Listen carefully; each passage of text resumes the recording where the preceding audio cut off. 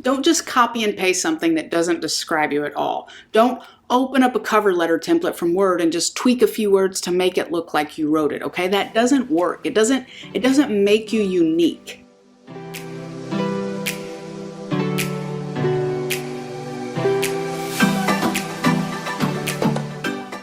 Welcome to the Workforce Link podcast, where we're offering forward-thinking conversations for the workforce, linking employers and job seekers to a brighter tomorrow. I'm your host, Sunday Jo Graham with the Central Workforce Development Region, and I am excited to be back with you again this week for another episode.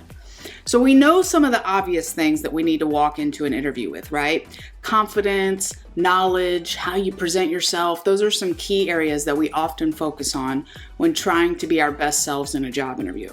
You know, we have to impress the employer or the hiring manager enough to want to interview us.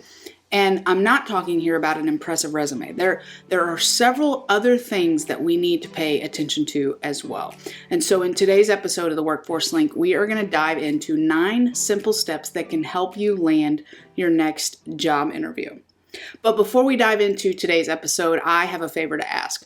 Word of mouth is the most significant way to spread the word, and we would love your help doing that. So would you mind sharing this podcast with your friends, your coworkers?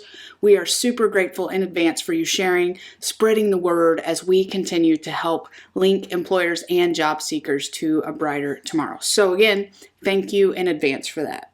All right, now let's dive into today's episode. You're not the only one applying for the job right now, which means you have to make sure that you leave the employer or the hiring manager with a great first impression, right? And again, that means before you ever even get to the interview, okay? So pay attention to these 9 things if you want to make a difference and ensure that you're winning before you even get to the job interview. Number 1, be honest. So without honesty, you are putting your back up against the wall right away, okay? Lying about your experience or other things is not going to do any good. It will eventually catch up with you, okay? So don't say you have 10 years of experience in Excel if you don't even know how to spell Excel.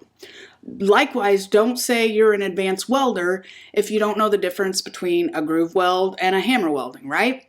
Employers have your resume in front of them, right? Of course they do. But they're also going to check your references.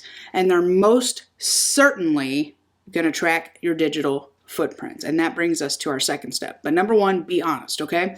Number 2, clean up your social media. I cannot express how important this is. And I'm not just talking about making your LinkedIn profile look sharp, okay? I'm talking about your Facebook, Twitter, Instagram, Snapchat, TikTok, all the things. So here's the thing, and this is just my best guess, okay, at creating my own statistics here. But I would bet that 80 to 90% of employers or hiring managers look at your Facebook page before they even call you in for an interview. And I mean that. Before they call you in for an interview, they are looking at your Facebook page, okay? So knowing that, think about the content you're creating. Does it line up with the company values? Does it line up with the policies?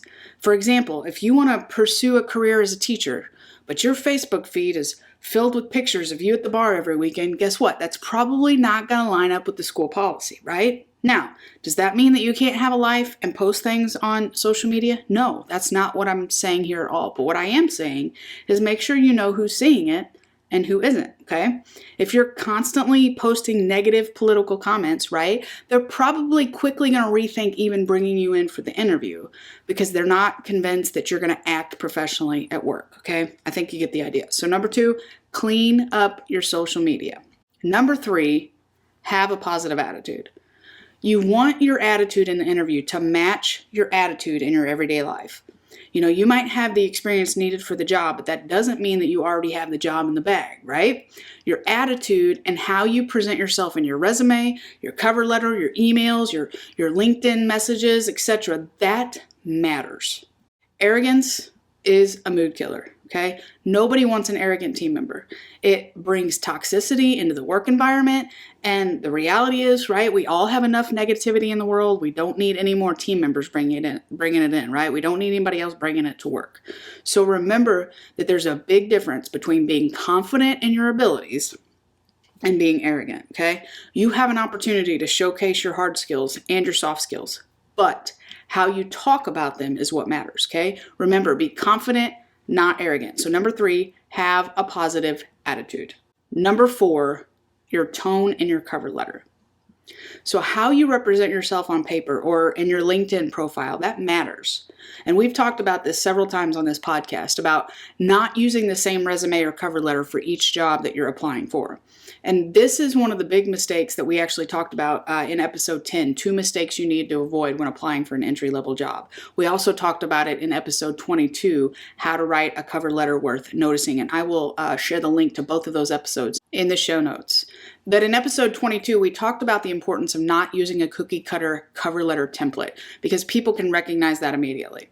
So don't just copy and paste something that doesn't describe you at all, okay? Don't open up a cover letter template from Word and just tweak a few words to make it look like you wrote it. That doesn't work, okay? It doesn't make you unique. Your cover letter needs to tell the employer why you want to work there and why you're the one that they need to hire. And you can't do that with a cookie cutter template, right? So be careful. And I will add this, make sure you sound in your interview the way you sound in your cover letter. Don't use fancy $25 words in your cover letter that you would not use in a sentence, okay? Employers want the real you, not somebody that you think they want you to be, okay? So, number 4, your tone in your cover letter matters.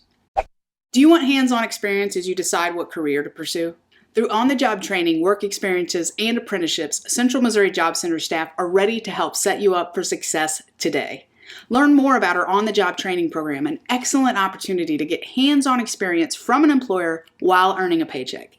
It's a win-win for everyone. Employers get the workforce they need, and you get the experience you need. Or there's our work experience program, which is available to job seekers ages 14 to 24 with little or no past work experience. This provides the opportunity to meet with prospective employers while also taking advantage of critical workplace training. Gaining work experience gives you the needed work background to secure future jobs. And don't forget about our registered apprenticeship opportunities and alternative earn while you learn combination of training and employment. Apprentice workers gradually earn more as they reach higher levels of productivity. In addition to rewarding performance, a registered apprenticeship combines employer-driven, job-related instruction with extensive on-the-job learning under the supervision of a trade professional. After completing a registered apprenticeship, the apprentice receives a nationally recognized occupational credential that communicates the standards and high level of training their employer provides. To learn more about our work-based learning programs, visit cwdregion.com/learning and find the Central Region Job Center near you. That's cwdregion.com/learning. All right, number 5, know the company. So again, we've talked about this in previous episodes of the podcast. Do your homework and learn about the company before the interview. Know their mission statement. Know who they are, how long they've been around, what they do, why they do it. They might not ask you directly what you know about the company, but you can certainly tell them in conversation that you have done your research. You can show them you've done your research, right? And again, tell them in the interview and in your cover letter, okay? So number 5, know the company.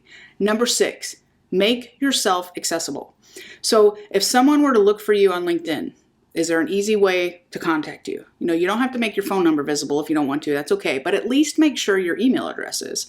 You can easily do this. You can edit the contact information on your LinkedIn profile. And you could also consider joining groups that are tailored to the industry, that you're most interested in. But again, make it easy for people to know you exist because a lot of recruiters, they're watching in LinkedIn groups, okay? So number 6, make yourself accessible. Number 7, your follow-up.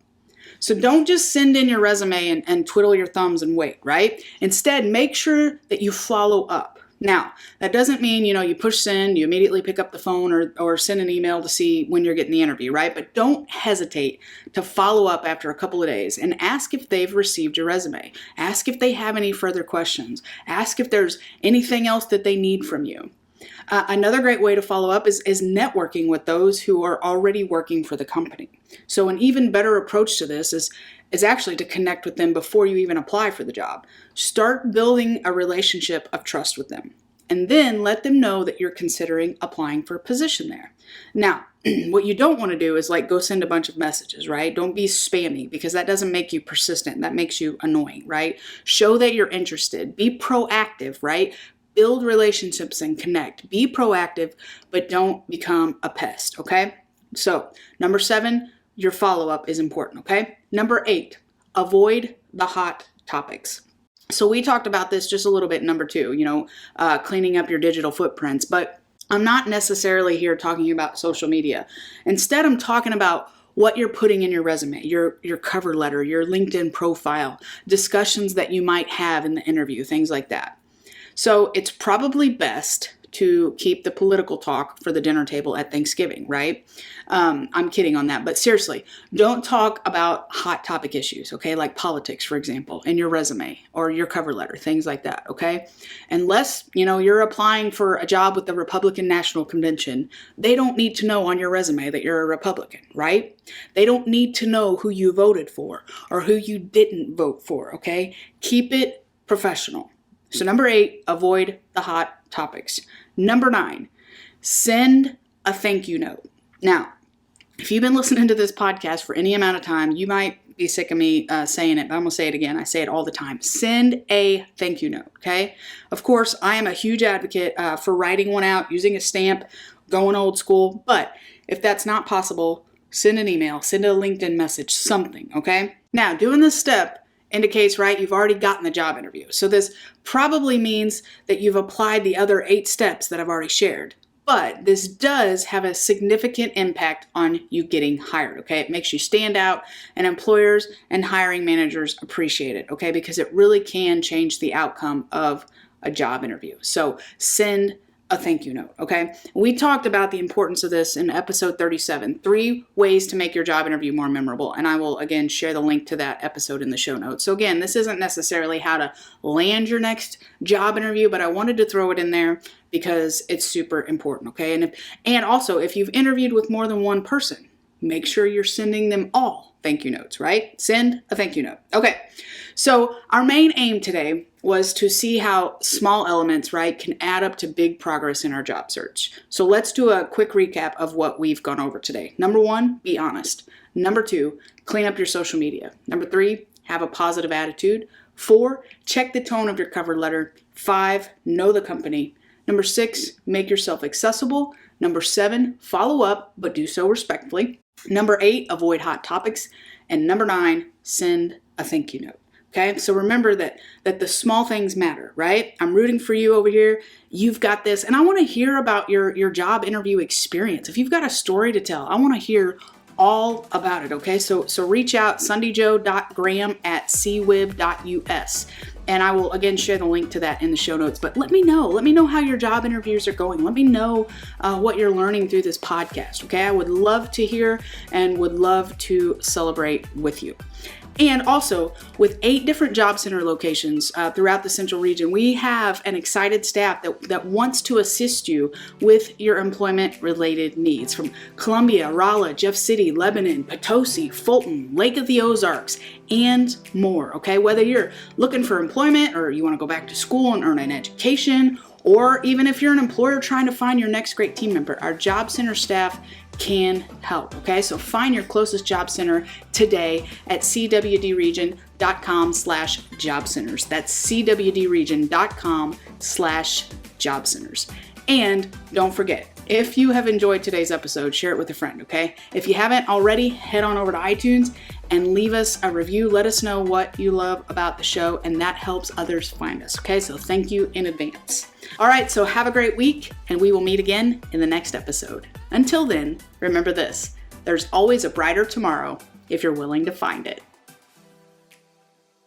The Central Region Workforce Development Board Incorporated and COPIC are equal opportunity employers and programs. Auxiliary aids and services are available upon request to individuals with disabilities. Missouri Relay Services at 711.